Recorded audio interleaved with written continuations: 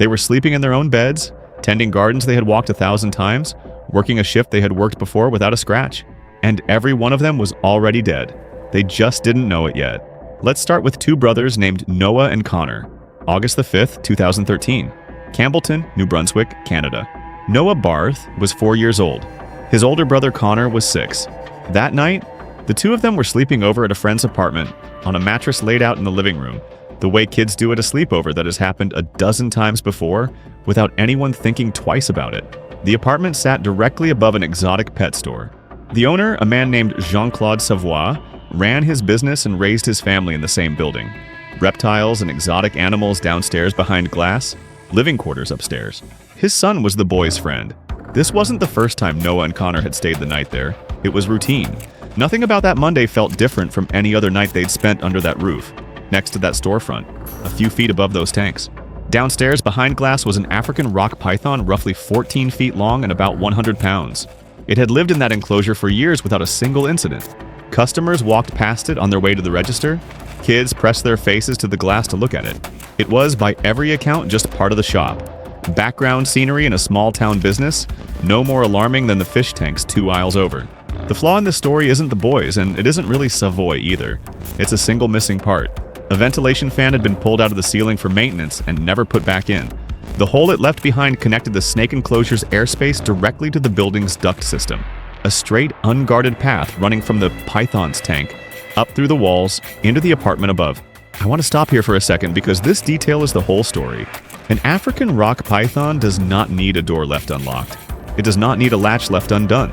It needs a gap the width of its own head, and it will find one if it exists, given enough time in a quiet building at night. Nobody thought of an empty vent hole as a door. It was one anyway, and it had been open for who knows how many nights before. This one turned out to be the one that mattered. Quick pause before we go further. This costs you nothing. This channel is running a giveaway, a $100 Amazon gift card given away once we hit 1,000 subscribers. You don't have to do anything to enter. No comment required, no tag, nothing to remember to do. Once the channel crosses that number, one subscriber gets picked completely at random, and the card is theirs. If you want to be part of that pool, or you just want to see who wins when it happens, hitting subscribe right now is the only step there is. Now, back to that missing fan and what came through it. The snake in that tank was a python sea bay, one of the largest python species on the planet. In the wild, an adult African rock python can grow past 16 feet and is strong enough to kill and swallow prey many times its own body weight through constriction alone. It is not a venomous animal. It doesn't need to be. It wraps, it tightens with every exhale its prey takes, and it does not loosen its grip until the heart underneath it stops beating entirely. Like every python, it is an opportunistic hunter. It does not wait for permission, and it does not distinguish between a rat in the wild and a warm body on a mattress. It moves toward warmth and movement the instant a path opens in front of it. That night, a path opened. The python left its enclosure through the gap where the fan should have been and moved up into the ductwork above the living room. Ductwork is built to carry air, not 100 pounds of muscle. Directly above the mattress where Noah and Connor were sleeping, roughly 8 feet from the empty tank below, the ceiling gave way. Neither boy was heard. No scream carried through a closed bedroom door. No one downstairs woke to a crash loud enough to come check on. Whatever happened in that living room after the ceiling came down happened in the dark, in near total silence while the rest of the apartment slept on, unaware that anything had changed at all. That's the detail that doesn't leave you once you know it. Not the mechanism of what a python that size can do. That part, brutal as it is almost too straightforward to dwell on. It's the silence. A house full of sleeping people, one closed door away, and nobody heard a single thing. The mattress was 8 feet from a tank that had never caused a problem in years of operation. 8 feet, and one missing ventilation fan was the entire distance between an ordinary Monday sleepover and 2 funerals held in the same week, in the same small town. The coroner's preliminary report listed the cause of death as asphyxiation for both boys. There is no footage of what happened inside that apartment that night. Nobody was filming a weeknight sleepover, and no security camera in a small-town pet shop was pointed at the crawlspace above a residential ceiling. What exists instead is the aftermath. Police tape strung across the storefront the next morning, wildlife officers in the parking lot with transport crates, and a small Canadian town that made international news for a single night, for the worst possible reason. Investigators moved through the apartment in the days that followed. documenting every tank, every enclosure, every gap in the ceiling that had gone unnoticed for who knows how long before that night. The python was located and euthanized by wildlife authorities shortly after. Jean-Claude Savoie was not arrested immediately. It took a year and a half before he was formally charged with criminal negligence causing death, and a jury found him not guilty in November of the following year. In the course of the investigation, authorities seized 23 reptiles from the property. Several American alligators kept on site were also euthanized. The store did not reopen. Noah and Connor never went looking for a snake. It came to them through a gap nobody was watching on the other side of a ceiling. The next case started almost the same way, an escape nobody caught in time. Except this snake didn't need a duct system to reach a child. It only needed an unlatched enclosure and a crib a few feet down the hall. July the 2nd, 2009. Oxford, Florida, about 50 miles northwest of Orlando. Shania Hare was 2 years old. She was asleep in her crib that night, in a house where her mother's boyfriend, 32-year-old Charles Jason Darnell, kept a 12-foot albino Burmese python in a terrarium elsewhere in the home. The python was not a secret pet. It lived in the house openly, in a tank Darnell had set up himself. He didn't have the permit legally required to own a snake that size in the state of Florida, a detail nobody in the household treated as urgent, because the animal had never caused a problem before. Permits, in a case like this one, are not paperwork for its own sake. They exist because a state agency wants a trained person confirming an enclosure is actually secure before an animal that size lives in a house with a toddler in it.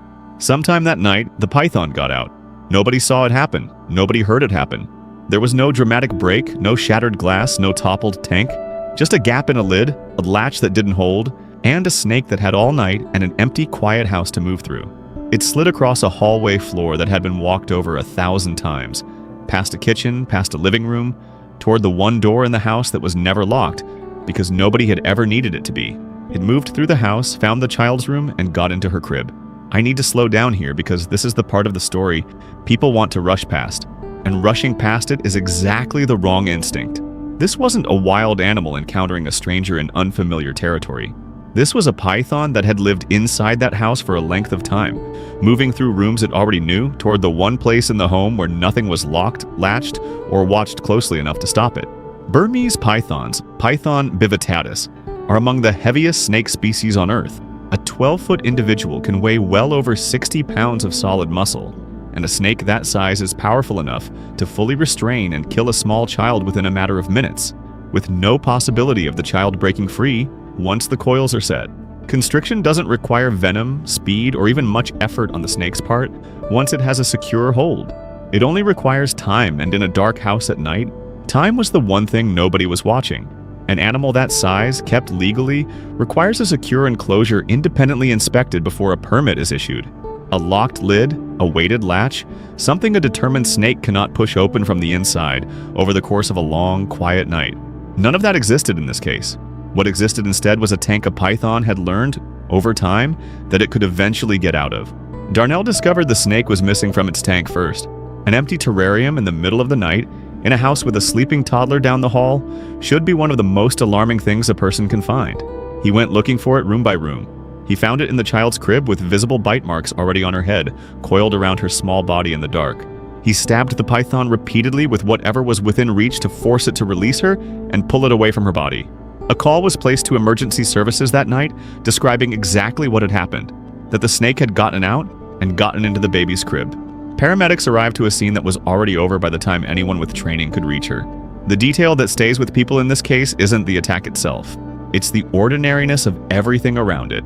No alarm went off, no enclosure alert, no locked door, no barrier of any kind separated a 12-foot predator from a sleeping 2-year-old except habit. And habit failed on the one night it mattered. Shania died of strangulation. Authorities removed the python from the home that same afternoon. It was still alive, placed in a bag inside a dog crate, and eventually transferred to a permitted handler equipped to keep an animal that size securely.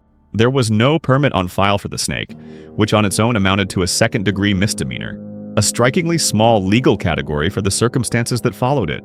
Investigators opened a broader case beyond the permit violation, examining exactly how a python that size had been allowed to live unsecured in a home with a toddler in it, and how long that arrangement had existed before it finally failed. Both Darnell and Shania's mother were ultimately convicted and sentenced to 12 years in prison for their roles in the child's death. Shania never left her own crib that night. The next person walked directly toward the snake that killed him, with a camera slung around his neck on a plantation he had crossed 1,000 times before, at the 1 hour of the day when it mattered most. March the 25th, 2017, West Sulawesi, Indonesia. Akbar Salubiro was 25 years old, a palm oil farmer by trade, and that evening he walked out toward the plantation, the same way he had 1,000 evenings before him, to check on the harvest before the light went completely. He didn't come home. His family waited through the evening, then waited through the night, and by morning, waiting had turned into something else entirely. They organized a search, brought in neighbors, and eventually brought in police. For 2 full days, nobody found any trace of him at all. There isn't a clean mistake to point to in this case, not the way there usually is in stories like this one. Akbar didn't provoke anything. He didn't get careless with an animal he underestimated. He didn't ignore a warning sign posted at a gate. He walked a path across land he worked for a living, on a plantation that bordered thick, wild forest, during the one window of the day predators used to their advantage. The last hour before full dark, when visibility drops and movement in the undergrowth becomes almost impossible to track by eye. I want to be honest about something here, because most of the cases in a video like this involve a decision that went wrong somewhere along the line. This one doesn't. Sometimes the only factor is being in the wrong stretch of forest at the wrong hour of the evening. And that is a harder story to sit with, because there's no clean lesson to land on at the end of it. Just a missing man and a search party running out of daylight. The snake responsible was a reticulated python, Malayapathon reticulatus, the longest snake species alive anywhere on Earth, with confirmed individuals exceeding 20 feet in length. Reticulated pythons are ambush predators, not chasers. They do not pursue prey across open ground. They coil, they wait motionless for hours or even days along a game trail or a plantation path. And once something warm-blooded moves within striking range, the strike itself takes less than a second. Once the coils are set, they do not loosen. Ever. Villagers later told investigators they had heard cries coming from the direction of the palm grove on the night Akbar went missing. Nobody went to check. It was already dark. The plantation was large, and a cry in the distance at night wasn't unusual enough on its own to send someone out into the trees alone. The search itself stretched across 2 days of dense plantation terrain, men walking in lines through rows of palm trees, machetes cutting back undergrowth, calling his name into land that swallowed sound the way thick vegetation always does. 2 days in, a python was spotted near the edge of the family's own backyard, moving with visible difficulty, its body swollen far past its normal shape. It could barely drag itself forward across the ground. Residents made the decision immediately. They cut the snake open. Akbar's body was recovered from inside it, fully intact, still recognizable. News of the discovery reached local reporters within hours, and from there it moved fast. First regional outlets, then national ones, then international wire services picking up the same photographs and passing them along without much need for translation because the images spoke for themselves in any language. Investigators and wildlife researchers would go on to describe this as the first fully confirmed case anywhere in the world of a reticulated python killing and consuming an adult human being. Not a rumor passed between villages, not a folk story, but a documented case backed by photographs and video that spread across international news within days of the discovery. There was no footage of the attack itself. Nobody had a camera pointed into a dark palm grove at dusk. What the world saw instead was everything that came after, and it was more than enough to make headlines on every continent within a week. Akbar disappeared into a plantation he had known his entire adult life. The next victim disappeared from somewhere far more familiar than that, her own kitchen table. And it was her husband who realized something was wrong before anyone else did. June of 2024, Kalimpang Village, South Sulawesi, Indonesia. Farita was 45 years old, a mother of 4 children, and on a Thursday evening she simply didn't come home. Her husband noticed first, the way husbands usually do, not because of any single alarming sign, but because everything was exactly where it shouldn't have been. Her belongings were still sitting untouched where she'd left them that morning. Nothing was packed. Nothing suggested she'd planned to be anywhere but home by dark. He raised the alarm before midnight, and the village organized a search party before the sun came up. By 2024, a case like this wasn't the isolated horror it had been 7 years earlier when Akbar was killed. This was the 5th confirmed case in the region since then. 5 separate instances of a reticulated python large enough and bold enough to take a fully grown adult and swallow them whole. What had once seemed like a once-in-a-generation nightmare had, over less than a decade, become something local officials were beginning to track as a pattern, rather than write off as an anomaly. That number should stop you for a second. 5. Not 5 bites.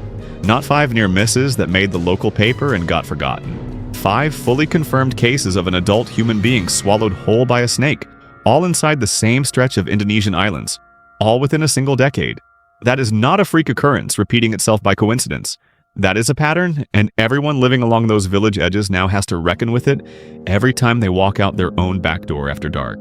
The python involved in Farita's death measured approximately 16 feet long, smaller than some of the true giants recorded in this region, but still more than large enough to overpower a grown woman with almost no ability on her part to fight back. Reticulated pythons kill primarily through constriction, and recent research on how that mechanism actually works has changed how scientists describe it.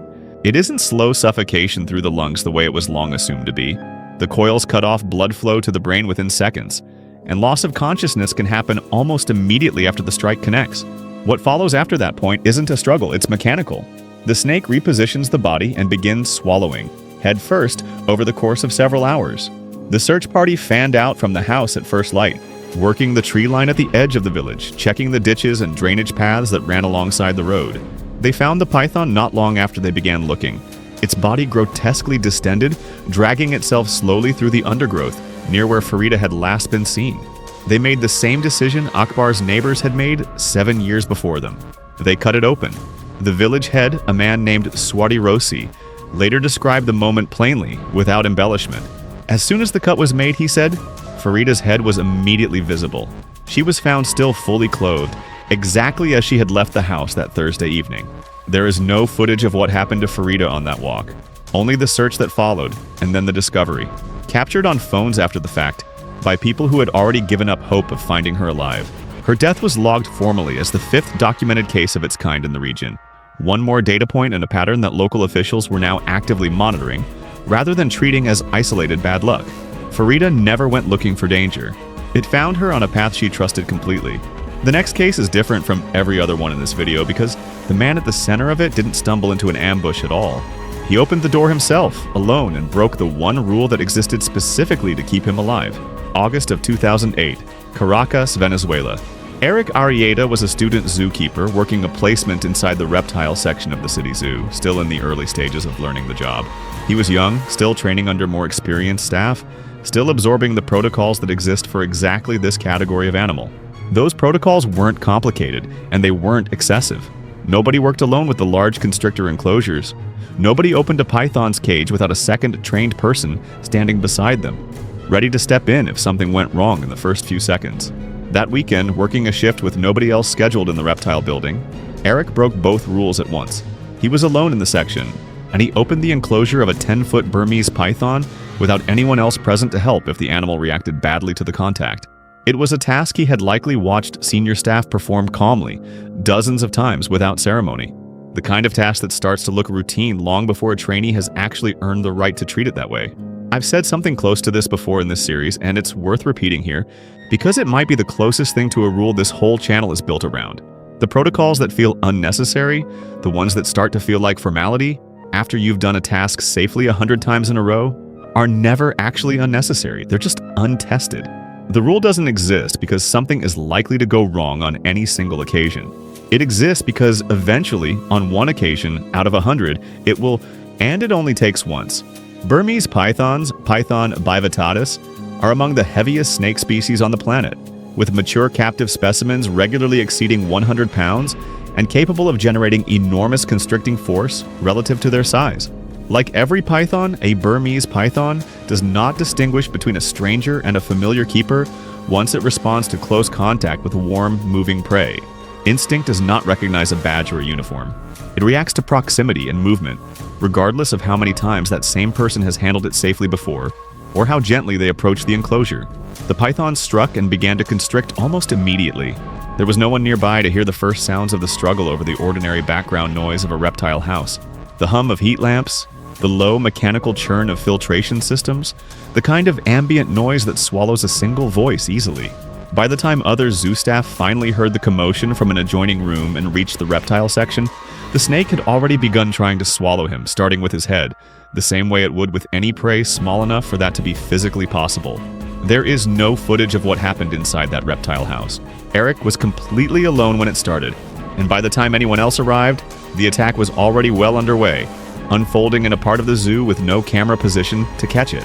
Zoo staff intervened by physically beating the python with whatever tools were on hand to force it to release its grip. It worked. The snake let go and workers pulled Eric clear of the enclosure onto the concrete floor of the reptile house.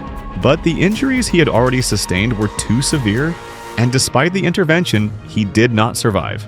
In the years since, this case has been cited repeatedly in zoo and wildlife facility safety discussions as a textbook example of why the two-person rule around large constrictors exists in the first place, and why it is never treated as optional, no matter how routine the task feels on any given day, to anyone, no matter how experienced.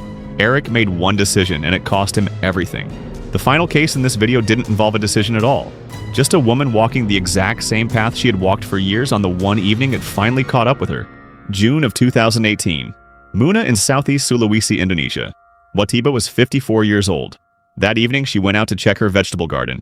The way she had done more times than anyone could count. She had lived near that same village her entire life. The path to her garden wasn't remote and it wasn't unfamiliar. It was routine. The kind of short walk nobody thinks twice about. Precisely because nothing has ever gone wrong on it before, not once. Not in all the years she had been making it. Alone, without a second thought. There isn't a mistake to point to in this case either. She didn't wander off her usual route. She didn't go out later than she normally would have.